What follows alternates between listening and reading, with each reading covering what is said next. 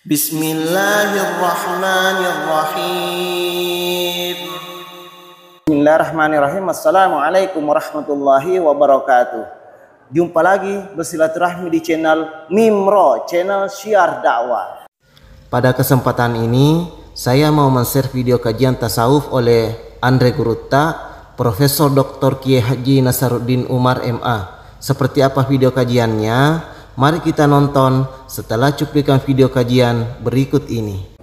Nanti kita akan bahas apa yang dimaksud ruku. Apanya yang harus ruku? Apakah anggota badan kita yang harus ruku? Kalau kita berdiri, itu menegakkan tauhidul af'al. Ruku itu menegakkan tauhidul sifat. Ya. Dan duduk itu menegakkan tauhidul asma. Dan sujud itu menegakkan makam zat, tauhidul zat.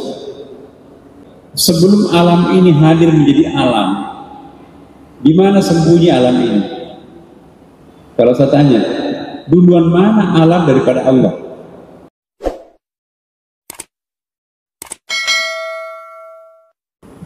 Assalamualaikum warahmatullahi wabarakatuh. Alhamdulillah, syukurillah, wassalatu wassalamu ala rasulillah Sayyidina Habibina Muhammadin sallallahu alaihi wasallam. Hadirin hadirat sama-sama dicintai, dimuliakan dan diberkahi Allah Subhanahu wa taala. Pada malam Jumat penuh berkah ini, meskipun kita tidak berada di depan Ka'bah seperti saudara-saudara kita yang lain, tapi kita tidak ingin kalah dengan mereka. Siapa tahu di depan Allah kita lebih dekat daripada mereka. Allah Maha tahu siapa hamba yang paling serius mendekatkan diri terhadap. Pada kajian kita sholat khusyuk ini, kita sudah membahas dari awal, terutama Bapak Ibu yang baru ikut ya. Kita sudah membahas shock terapi.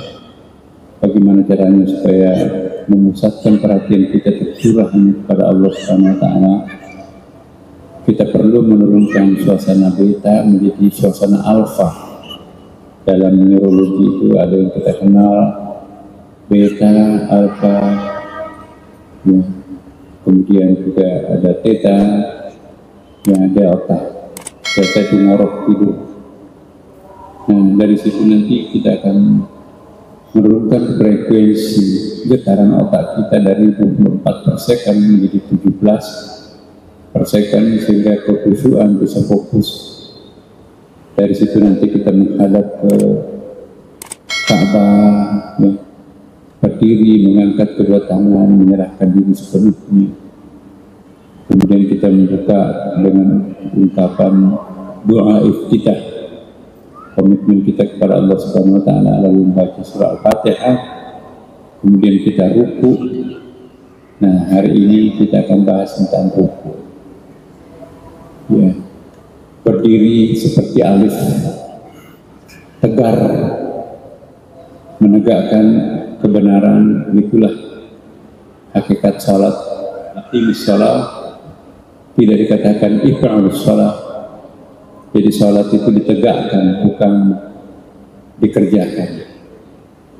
Semua orang yang menegakkan salat mengerjakan salat, tapi tidak semua orang yang mengerjakan atau melaksanakan salat sama dengan menegakkan salat. Iqamatus shalah beda dengan if'alus shalah. Iqamatus shalah itu lahir batin harus konsisten. Kalau if'alus shalah itu lebih kepada perbuatan fisik, batinnya tidak, mungkin tidak seperti fisiknya. Nah, apa rahasia ruku? Nah, setelah kita tadi mengangkat tangan, tanda give up, pasrah kepada Allah, lalu kita melipat tangan seperti mayat, tidak punya kekuatan apapun mayat itu, kecuali hanya bisa melipat tangannya. Tapi ingat, semakin pasrah kita kepada Allah, kita menyerahkan segalanya, maka semakin proaktif Allah untuk mendekati hamba. Semakin aktif kita untuk menyelesaikan sendiri urusan kita, tanpa melibatkan Allah, semakin pasif Allah untuk membantu hamba. Jadi jika ingin mengundang proaktifnya Allah membantu dirinya, lakukanlah penyerahan diri secara total terhadapnya. Ungkapan totalitas penyerahan diri itu ditandai dengan takbiratul ihram, lalu melipat tangan, berdiri tegak, menundukkan kepala. Lalu disusul dengan ruku. Ruku ini adalah salah satu hal yang sangat penting di dalam 4 rangkaian kegiatan salat, Bapak Ibu. Salat itu kan ada 4 perbuatan: berdiri, ruku, sujud, dan duduk. Nah, aqimus salata wa atuz zakat warka'u ma'raki'in. Dirikanlah salat. Perhatikan, bukan dikatakan if'alus salat. Ya. Dirikanlah salat, daripada kata qama yaqumu. Qama itu berdiri, istiqamah konsisten, ya. Mustaqim jalan lurus. Ya, iqamah itu berdiri tegak. Kemudian dirikan salat, tunaikan zakat. Salat tanpa zakat tidak banyak artinya. Tapi berdiri, menunaikan zakat sambil salat, itulah inti yang melunasi diri kita sebagai seorang hamba. Warka'u marraki'in, ini ada stressing point. Penegasan di sini, rukulah beserta dengan orang-orang ruku. Apa yang dimaksud ruku? Itu menundukkan, merukukan badan itu, ya, 60 derajat itu menghadap kepada Allah Subhanahu wa Ta'ala. Persis seperti huruf dal, ya, kita merukukan diri. Ya. Warka'u, rukulah kalian seperti orang-orang yang ruku lainnya. Nanti kita akan bahas apa yang dimaksud ruku. Apanya yang harus ruku? Apakah anggota badan kita yang harus ruku? Nah, di sini ada ayat lain, ya ayyuhalladzina amanu ruk'u wasjudu wa'budu rabbakum waf'alul khaira la'allakum tuflihun. 2 ayat ini menekankan pentingnya ruku. Wahai orang-orang yang beriman, irka'u, ruku'lah, wasjudu, dan sujudlah, wa'budu rabbakum, sembahlah Tuhan kalian, waf'alul khaira la'allakum tuflihun. Kebaikan secara generik itu disebut dengan if'al, tapi kebaikan secara spesifik itu disebut dengan iqam. Ya. Jadi dalam kata-kata iqamah, timu, ya, ada satu ayat itu membayar utang, yaitu menggunakan juga istilah menunaikan janji kita itu menggunakan kata aqimu juga, ya, iqamah juga di situ. Kemudian ayat lain banyak, ya, tapi saya pilihkan 2 saja. Ada hadis Nabi, Bapak Ibu. Ani Nabi sallallahu alaihi wasallam qala, jadi Nabi Muhammad SAW bersabda, amarani Jibril, atau Rasulullah, amarani Jibril an aqra'ul Qur'an qa'iman. Jadi Nabi Muhammad SAW itu diajari salat ketika Mi'raj. Nabi tidak pernah melakukan salat sebelum Mi'raj. Nabi diajari salat ketika Nabi mencapai puncaknya Mi'raj di atas. Yang dilakukan sebelumnya itu hanya melakukan pengabdian, sembah terhadap Tuhan, mungkin lebih banyak takhanusnya, kontemplasi. Tapi modifikasi salatnya itu diajarkan Rasulullah di langit. Ani Nabi sallallahu alaihi wasallam, dari Nabi Muhammad SAW bersabda, amarani Jibril an aqra'ul Qur'ana qa'iman, untuk membaca Al-Quran pada waktu kami sedang berdiri. Jadi kalau Bapak Ibu berdiri kan membaca surah Al-Fatihah itu, kemudian membaca juga ayat-ayat lain. Sesudah membaca surah Al-Fatihah baru membaca ayat-ayat atau surah-surah lain. Dan wajib hukumnya membaca surah Al-Fatihah setiap orang salat pada setiap rakaat. Apabila ada salat tanpa dilakukan pembacaan surah Al-Fatihah pada setiap rakaatnya, menurut Imam Syafi'i itu batal salatnya. Maka itu ada masbuk, Bapak Ibu terlambat, imamnya sudah mau ruku, ya,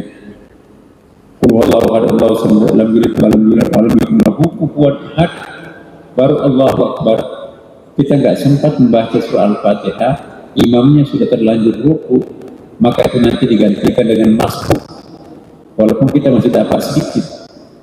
Menurut Imam Syafi'i, kenapa? Ada hadis Nabi, la sholata illa bi fatihatil kitab, tidak ada sholat tanpa membaca surah Al-Fatihah pada setiap rakaat. Gitu. Itu berdiri lagi satu rakaat itu masbuk.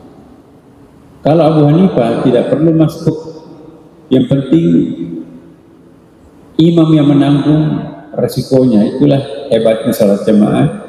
Makmum tidak perlu membaca surah-surah apapun, hayati saja apa yang dilakukan oleh imam. Persoalannya kita nggak tahu apa artinya yang dibaca oleh imam, maka lebih srek kalau kita membaca sendiri surah Al-Fatihah itu. Nah, di Imam Abu Hanifah tidak perlu masbuk.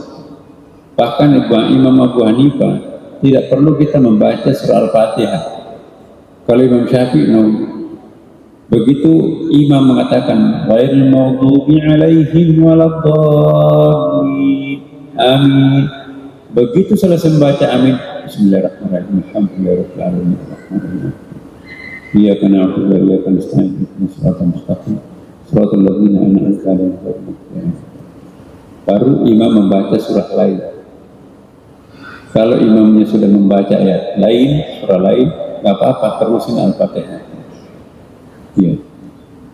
Tapi bagi Imam Syafi'i, kita semua di Asia Tenggara, Mesir, pada umumnya negara-negara Islam itu berpegang teguh kepada mazhab Syafi'i, kecuali segelintir negara di Turki, Abu Hanifah, ya Madinah, dan sebagian Mekah itu berpegang kepada mazhab Wahabi.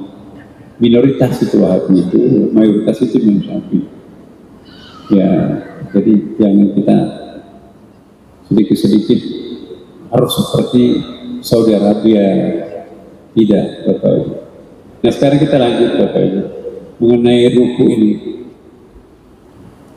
Jadi amarani Jibril an aqra'al Quran qa'iman. Nabi Muhammad SAW bersabda, saya diperintahkan Jibril itu untuk membaca Quran pada waktu berdiri dalam salat, ya kan?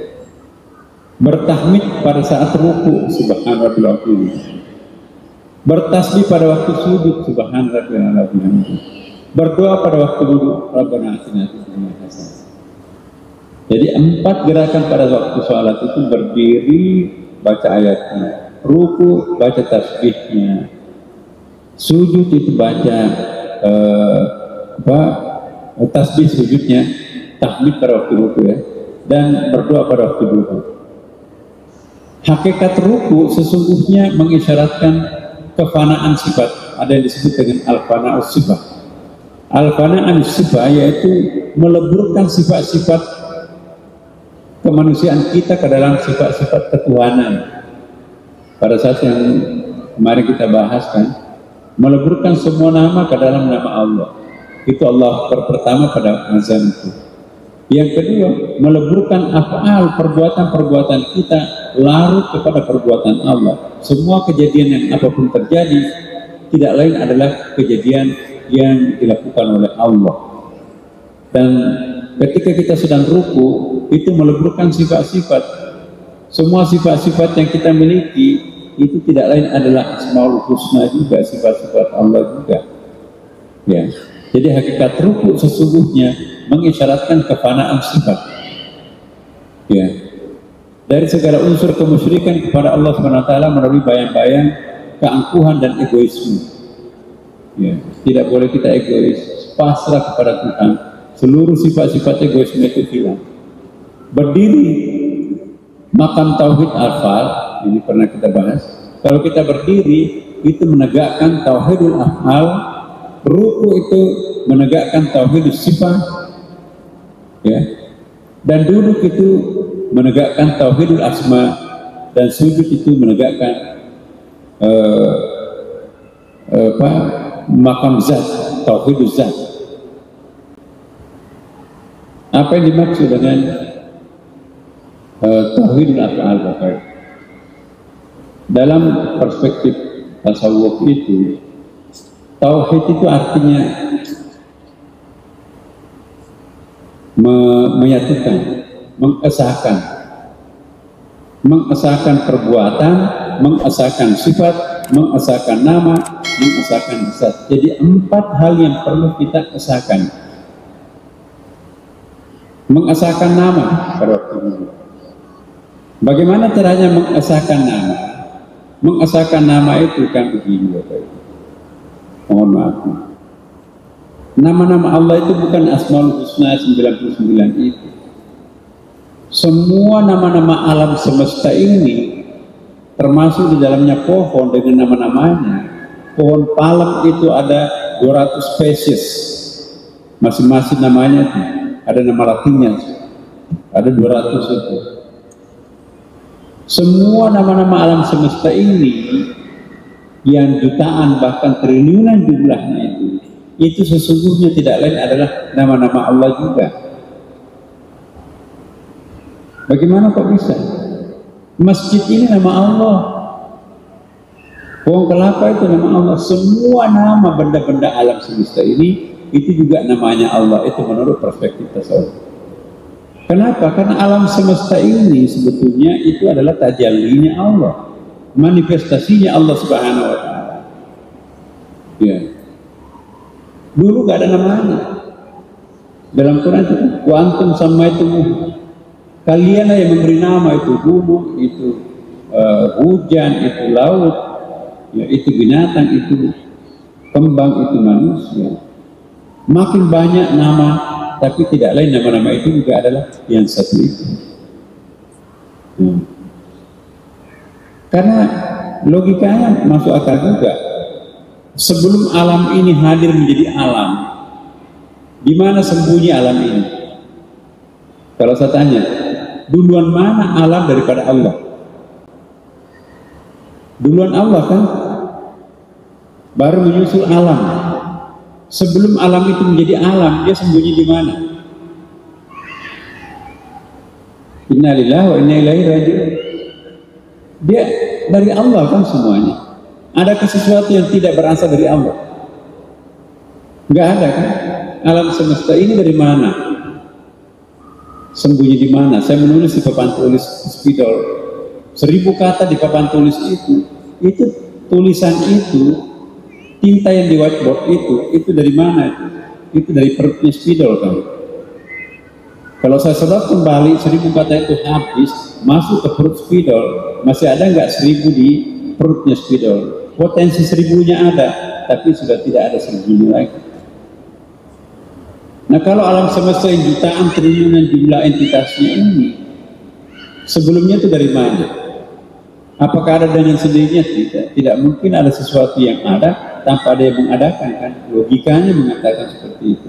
Nah, alam semesta ini dari mana? Ya dari Allah. Pertanyaan lanjutannya, kalau alam semesta ini dari Allah, maka pada hakikatnya alam semesta ini siapa? Ya. Kalau bahan bakunya alam semesta ini semua ujung-ujungnya dari Allah, maka alam semesta ini siapa? Apakah Allah itu suci? Maha suci. Apakah alam semesta ini juga suci? Tanah suci? Suci. Kalau tidak dapat air, bertayamum pakai tanah bersih. Siapa yang mengatakan tanah itu kotor? Dia dari Allah yang Maha Suci. Tayamum pakai debu. Semua alam semesta ini suci.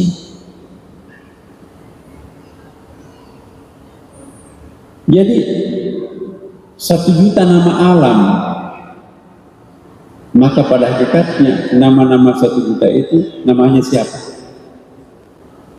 Kalau alam ini dari Allah, nama Allah juga kan? Itu yang disebut dengan tauhidul asma, mengesahkan semua nama.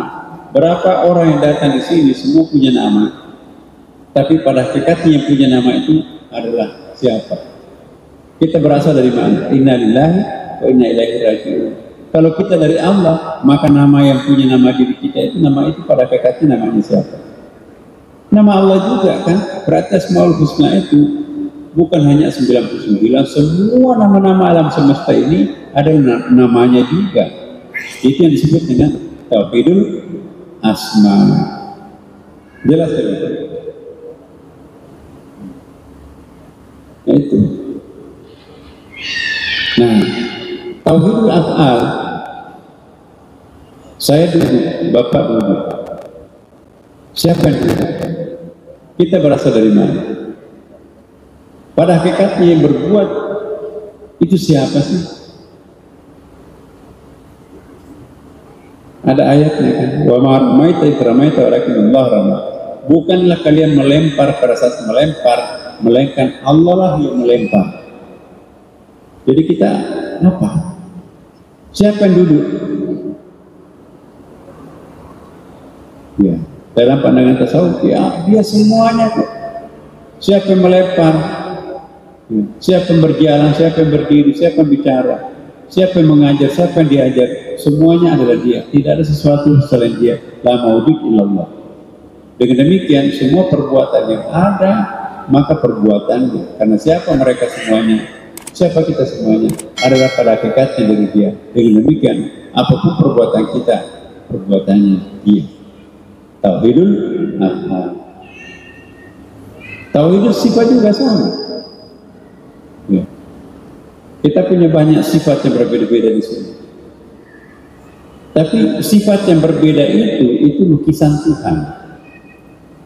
Ada warna-warni sifatnya, sama dengan warna-warni makhluk. Ya, kembang itu ada orange, ada merah, ada putih, ada hijau, ada ungu. Tapi semuanya kembang kan. Siapa kembang itu? Semuanya adalah menampilkan wajah dia yang bermacam-macam. Antum sama itu kalian memberi nama itu. Ya. Berapa wujud? Bisa kita mengatakan banyak. Who is the meaningless? Who are the meaningless? Siapa yang banyak? Yang satu itu. Siapa yang satu itu? Itu yang banyak. Nah, Istiqlal. Berapa Istiqlal? The only one Istiqlal in the world. Kita di dalam Istiqlal ini. Istiqlalnya mana? Mihrab, tiang, kubah, atap, lampu, karpet, mimbar, mihrab, sekat, dinding. Mana Istiqlalnya? Semua yang kita lihat entitas yang berbeda-beda ini ada tampilan tiang, lampu, dinding, tembok. Itulah Istiqlal. Jadi siapa yang banyak ini, itu yang satu itu kan. Siapa yang satu itu yang banyak itu. Who is the meaningless? The meaningless is the oneness, and the oneness is the meaningless. Yeah. Man huwal kathra, siapa yang banyak ini? Al kathra huwal wahdah. Yang banyak ini adalah yang satu itu. Yang satu itu yang banyak itu. Bisa nggak mengerti itu Bapak? Matematika murni tidak bisa. Bagaimana mungkin yang banyak itu bisa menjadi satu? Bagaimana yang satu bisa jadi banyak? Ya satu ya dua, satu ya satu, dua ya dua, tiga tiga. Tapi kalau dalam ilmu metafisika, yang satu, yang banyak sama. Kalau matematik nggak mungkin. Masa bisa satu sama dengan 10?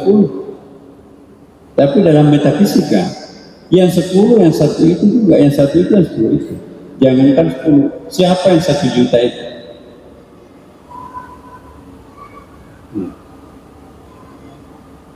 Ingat filsafat Yunani,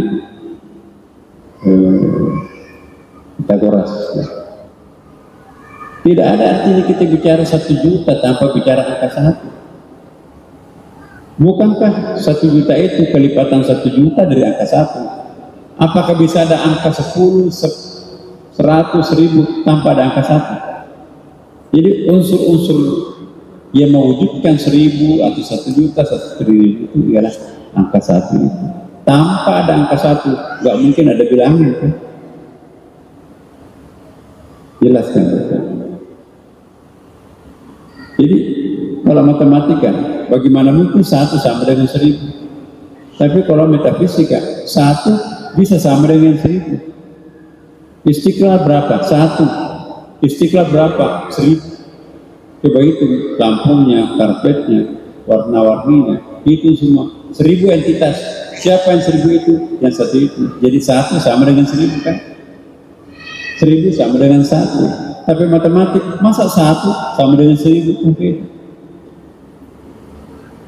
Nah, inilah yang disebut dengan tauhidul zat. Jadi 4 tauhid itu apa? Tauhidul asma, tauhidul af'al, ya, perbuatan, tauhidul sifat, dan tauhidul zat. Jelas ya? Nah. Berdiri itu makam af'al, tauhidul af'al. Ruku itu tauhidul sifat. Duduk itu makam asma. 4 yaitu sujud itu makam zat. Di dalam sujud kita menghayati lafaz subhana rabbiyal azim wa bihamdi. Ya, ketika kita ini bukan sujud ya, saya ganti dulu. Ketika kita ruku,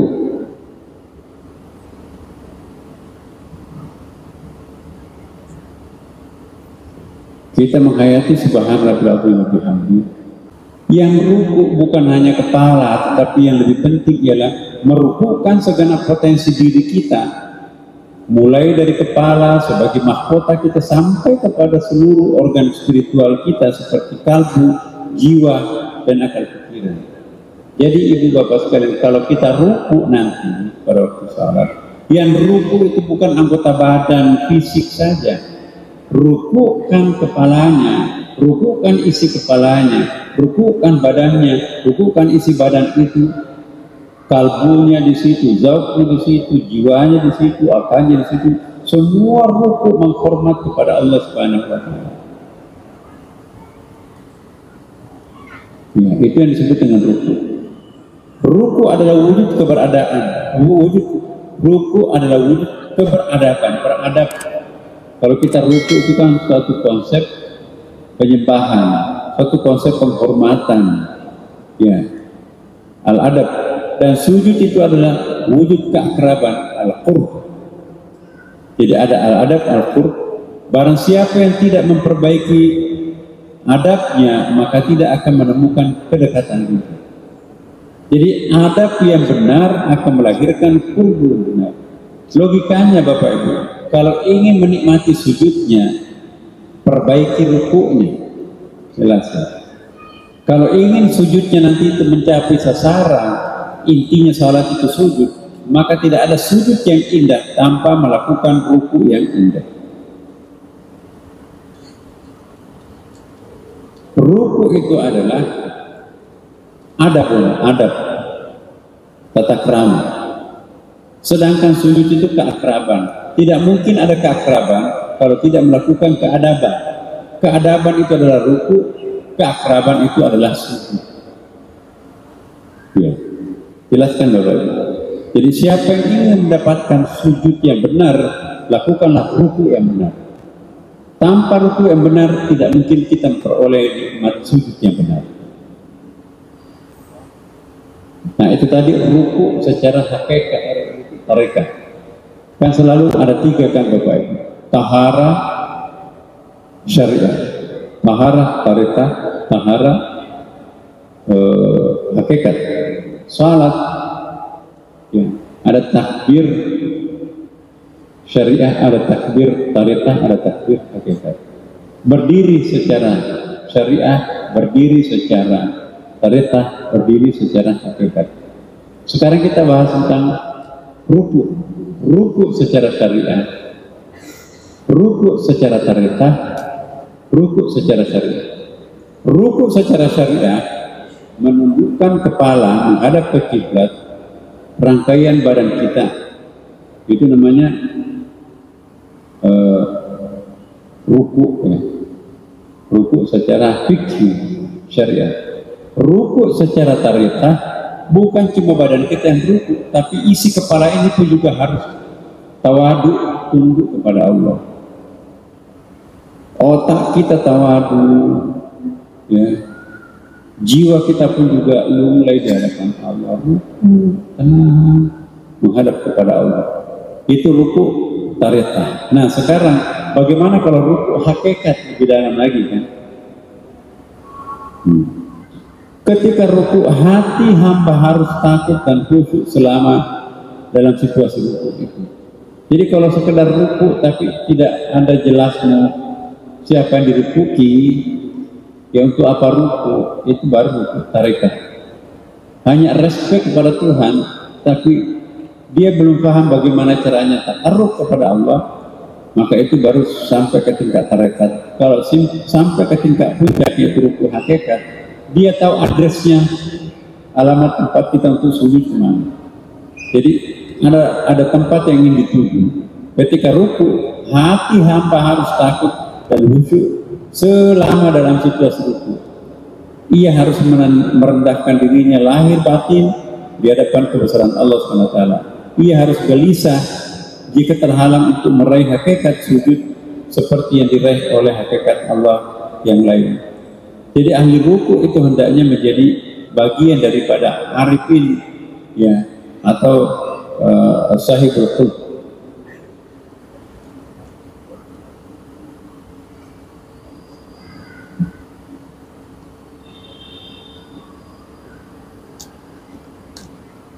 Nah ini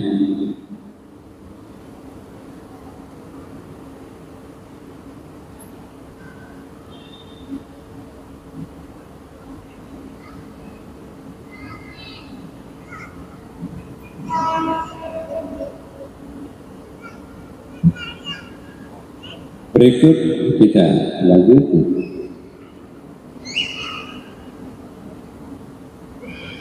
Meluruskan punggung ketika ruku, jadi membentuk segitiga.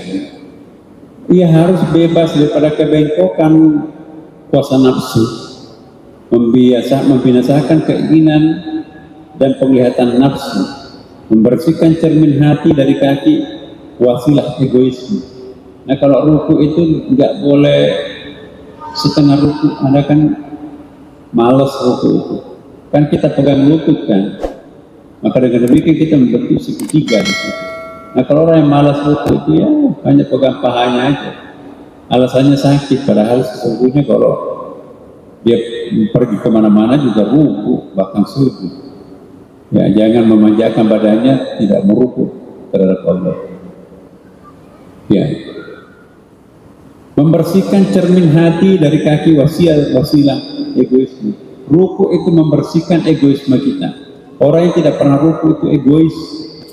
Orang yang selalu ruku harusnya jangan egois. Kalau ada orang masih egois setelah ruku, itu bukan ruku secara tarekat, bukan ruku secara secara hakikat. Mungkin baru ruku fikih. Ruku fikih itu tidak menghilangkan sekaligus totalitas ego itu. Yang cepat mengefektifkan kebersihan hati itu ialah ruku secara hakikat atau secara tarekat. Menjaga hati dari bisikan dan tipu daya setan. Semakin banyak cahaya keagungan bertajalli, bermanifestasi di dalam jiwa, maka suasana kehambaan, rendah diri dan hina diri di hadapan kebesarannya akan semakin muncul. Inilah yang akan mengundang ruku hakiki. Ya, ruku hakiki ini sangat penting Bapak Ibu. Menyerahkan diri kita, seperti tidak ada pekerjaan yang paling bagus untuk kita kerjakan selain ruku.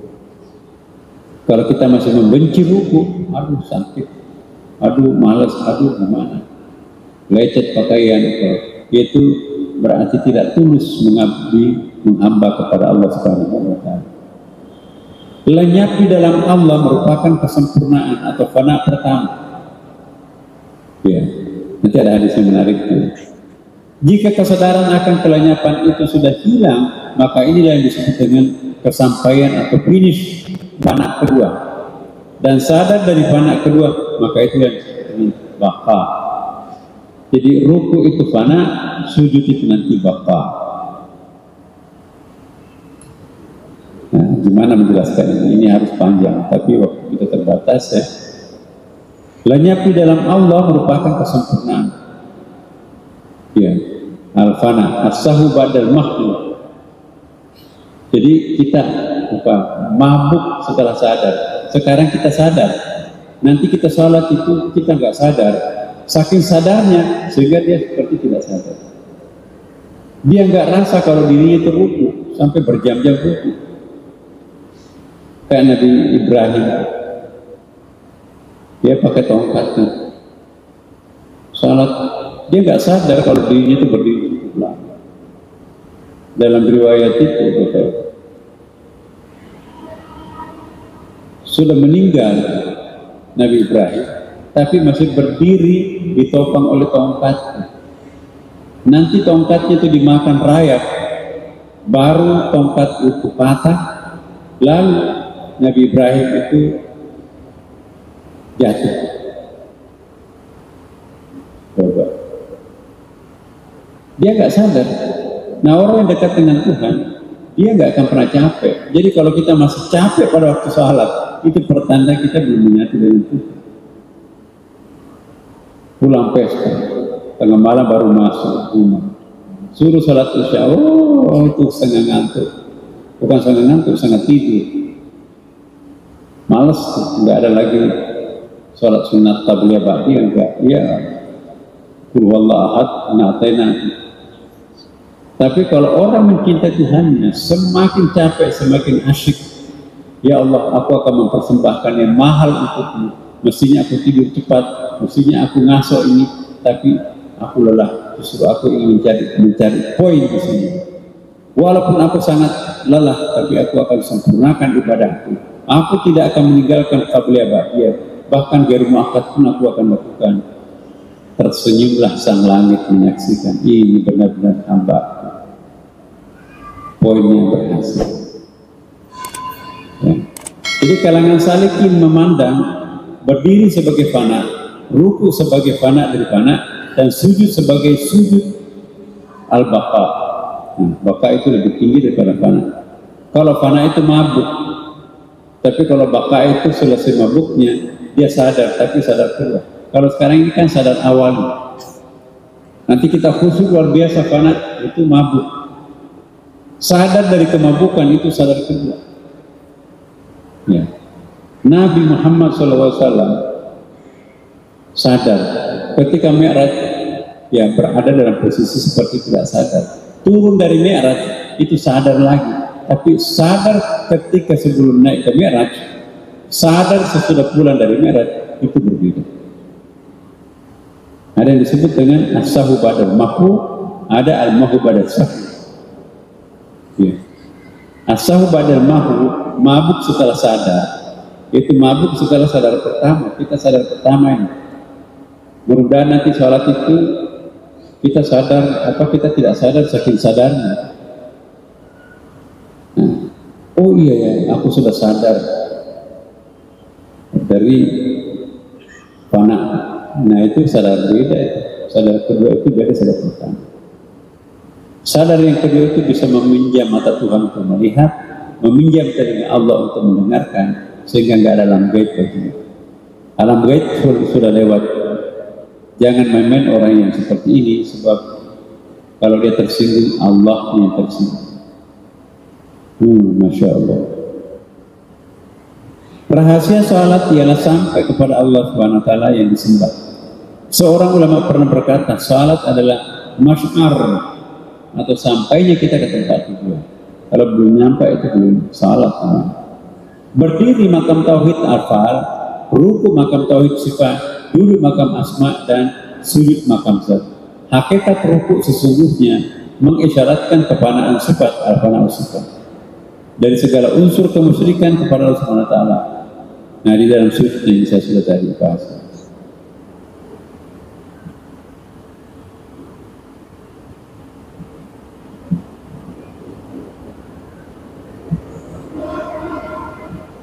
Yang ruku bukan hanya kepala, tetapi yang lebih penting ialah rukukan segenap potensi diri, mulai dari kepala sebagai mahkota sampai kepada seluruh organ spiritual kita seperti kalbu, jiwa, dan akal pikiran.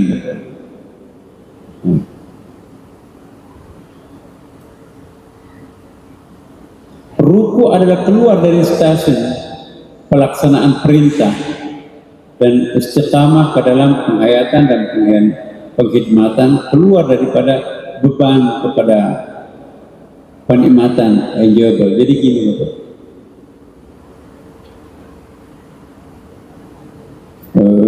ada orang melakukan penyembahan kepada Allah terpaksa,